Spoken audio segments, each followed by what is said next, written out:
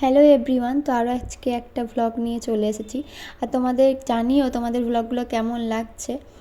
তো এখন ওই 10টা সাড়ে 10টা মতন বাজে, আর আমার রান্না বান্না কাজকর্ম সব হয়ে গেছে। মাম্মাকে চান টান করিয়ে মাম্মা এখন ওপরে গিয়েছে। আর সৈকতে যেহেতু নাইট ডিউটি ছিল, তো এসে একটু ঘুমিয়ে গেছে। তো ওকে আবার ফোন করে বলেছে যে বি শিফটে ডিউটি আসতে হবে। তো নাইটটা আর করতে হবে না, ওই জন্য বি শিফটে গিয়ে মানে রাত্রি 11টার সময় চলে আসবে।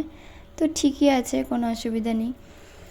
আর এইদিকে আমি চান টান করে জামা কাপড়গুলো তো দেখলে ওইদিকে আমি মিলে দিলাম। একটু চুলটা তো ভিজে আছে, এখন তো আঁচড়াবো না, সিঁদুরটা ঠিকই নিলাম।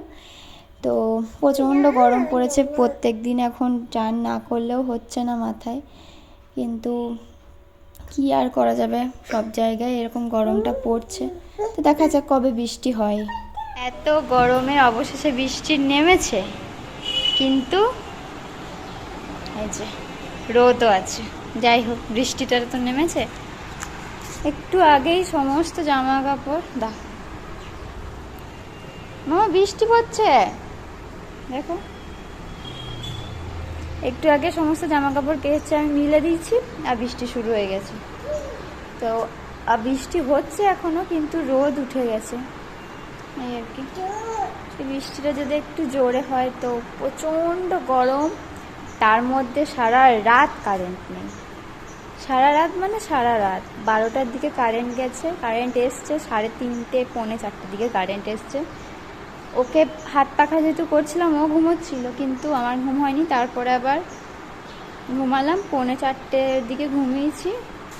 তারপর আবার 7টার সময় উঠলাম, ও বাড়ি এলো তখন আবার উঠলাম। বৃষ্টি পড়ছে এই তো সারা রাত ঘুম নেই। কি আর করা যাবে, এই বৃষ্টিটা যদি একটু জোরে হয় তো শান্তি হয়। এই দেখো, এই হচ্ছে রোদ, একবার করে আসছে আবার চলে যাচ্ছে। মাম্মাকে মাম্মা মাম্মা চিটি কই, চিটি? হ্যাঁ চিটি। একটু যদি জোরে হয় তাহলে ভালো হয়, কিন্তু ব্যাপারটা হচ্ছে সৈকতের নাইট ডিউটি ছিল, বাড়িতে এসছে সকালবেলাতে 8টার সময়, কিন্তু আবার ডিউটি আছে ওর এই 2টো থেকে। তো এখন বৃষ্টি হলে ওর আবার বেরোতে একটু অসুবিধা হয়ে যাবে। তো যাই হোক, পরে সন্ধ্যের দিকে হলে খুব ভালো হয়, তাহলে রাত্রে ঠান্ডা হবে। দেখি, আমি চাইলেই তো আর হবে না, তাহলে তো হয়ে যেত। ফেলে দিয়েছিলে? কেন ফেলেছিলে? আবার ফেলে দিচ্ছ তুমি?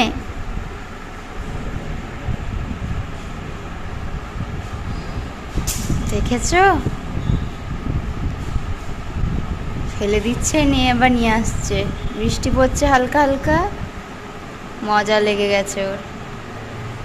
দাঁড়া আমি যাই, যাব। কে ফেলেছে?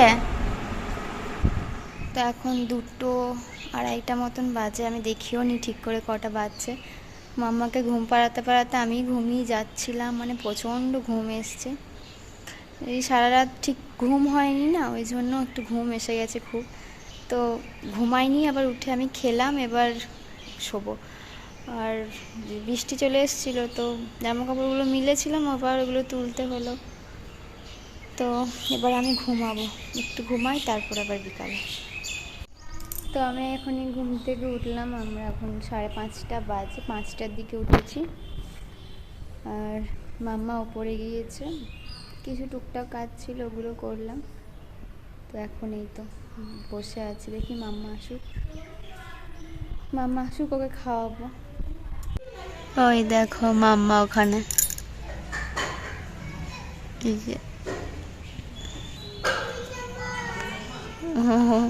ওখানে গেলে ওখানেই দাঁড়িয়ে থাকে। তো এই যে এখন আমি মাম্মাকে খাওয়াচ্ছি, ও এই মাত্র ওপর থেকে এলো, এখন 7টা বাজছে। তো ওপর থেকে, আর আমি তো ওই যে বাইরে একটু বসেছিলাম, তারপর আমার এত ঘুম পাচ্ছিল,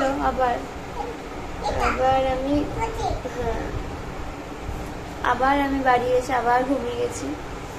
তো এই ওকে দিয়ে গেল, এখন ওকে আমি খাওয়াচ্ছি, খাইয়ে দেখি আমি আবার রুটি করব, কারণ 7টা বেজে গেছে। আর প্রচণ্ড ঘুম রাত্রে, আমি খুব তাড়াতাড়ি যে রাত্রে ঘুমিয়ে পড়ি তা নয়, ঘুমাতে ঘুমাতে আমার দেরি হয়, কিন্তু কালকেই প্রচণ্ড ঘুম আসছিল। আর 3:30 পৌনে 4টে পর্যন্ত জেগে না, সকাল সকাল উঠেছি যেহেতু, ওই জন্য আরো বলছে ঘুম হচ্ছেই না আমার ঠিক করে, তো আমাকে ঘুমাতে হবে রাত্রে। জানি না আজকে রাত্রে আবার কি হবে, দেখি। তো আমি এখন গেছি রান্না করতে, আর মাম্মাকে দেখো কি করছে, দেখো একে দেখো শুধু, এটা কে গলায় একটা ব্যাগ ঝুলিয়ে গুঁড়ো দুধ খাচ্ছে। হ্যাঁ, কি খাচ্ছ তুমি? কি খাচ্ছ? রান্না করছো? ব্যাগটাকে কোনো সময়ও খুলছে না। ব্যাগটা আন্টি না মানে উপরে দিদি দিয়েছে, নিয়ে এসেছে, বাইরে গিয়েছিল তো নিয়ে এসেছে। সেই যে ব্যাগটা আর ওর সাথে একটা সেটের জামা আছে, তো এই ব্যাগটাকেও একদমই ছাড়ছে না, সবসময় গলায় পড়ে আছে। আর তুমি দুধ খাচ্ছ? দুধ খাচ্ছ? দেখি মুখ দেখছো, দেখো মুখের এরকম অবস্থা করে। এ বাবা, কি করেছো তুমি? মুখটা কি করেছো? দাও, কি হয়েছে? কি অবস্থা দেখো মুখের। আবার নিয়ে এসেছে বাটিটা। হ্যাঁ গো, তুমি কি খাচ্ছ? তোমার মুখটা দেখেছো? কি ওটা দেখছো? দেখো আয়নাতে।